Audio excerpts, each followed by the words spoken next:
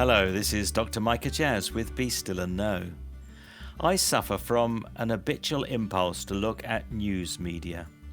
Throughout the day I'll consult news websites on my phone or when home flick on one of the numerous 24-hour news channels.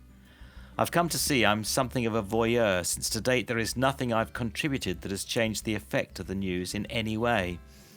This is not entirely true, because on occasion I pause and pray, but only sadly on occasion. One thing is self-evident. News media is primarily pessimistic. There are few voices platformed that speak of life's positive opportunities, even amidst the chaos of climate change, innumerable wars with mass displacement of people, and the horrors of drought, disease and famine. Even domestic news paints a picture that awakens fresh fears within the human heart, confronted with aging, decline and disease. The challenge left to Joshua by Moses was itself daunting. God's original intention of entering the promised land as yet unfulfilled was now his commission. Little did he know what awaited him. Yet God's only words of advice were to be courageous and faith-filled. 2 millennia later, the advice is no different. All we have to meet the challenge of tomorrow is faith built upon our confidence in God. This is the seed for our optimism, the victory of hope over despair. Maintaining such optimism in the face of both reality and the fears that so easily assault our minds is itself difficult. Joshua was experienced in battle as he faced his new opportunity in crossing the Jordan. Yet God didn't talk with him about the skills he might need to rely on. God's preparation was to remind him of who he was in relation to God. The emphasis was upon his need for God and God's promise to be present with him. Again, we can draw great optimism from such a message.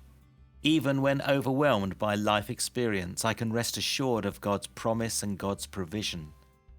The airwaves may be filled with stories of doom and gloom, some self-evident, many merely imagined, yet I can choose to take my stand in God with confidence. Entry into the promised land wasn't plain sailing. Joshua had to make adjustments due to circumstance, and he made mistakes. However, he consistently returned to God and practiced the wisdom entrusted to him on the eve of the crossing of the Jordan. One reason I've deliberately reduced my newsfeed, attempting to break a lifelong habit built on an unspecified need to be informed, is because it too often misdirects me, and I lose sight of God. It fills my heart with pessimism and narrowly focuses my thinking on myself and my felt needs. I lose my sense of God's perspective and all too easily miss my way. As we enter into the God space today, optimism, that quality of being full of hope, is easily lost. Its opposite, pessimism, has the capacity to steal your confidence and raise your anxiety.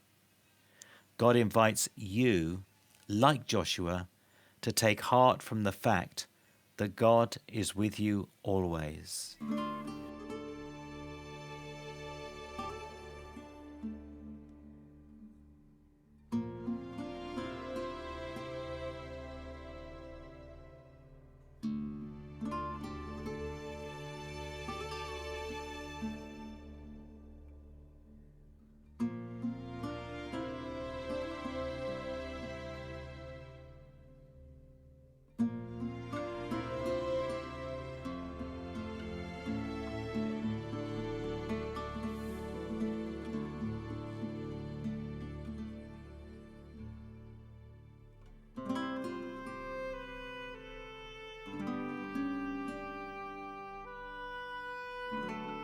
Amen. Optimism is strangely difficult to sustain, or so I find. Like most things, it is a learned approach to life, one God has been schooling me in for quite some time now. Now, if you've anything that you'd like to talk over, any questions or comments, then write to me, micah.jazz@premier.org.uk, and I look forward to writing back to you in person and in confidence as soon as I can.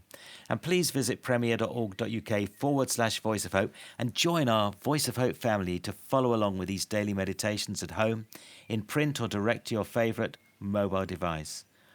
Or call 0207 316 1487 and you can request your own copy there.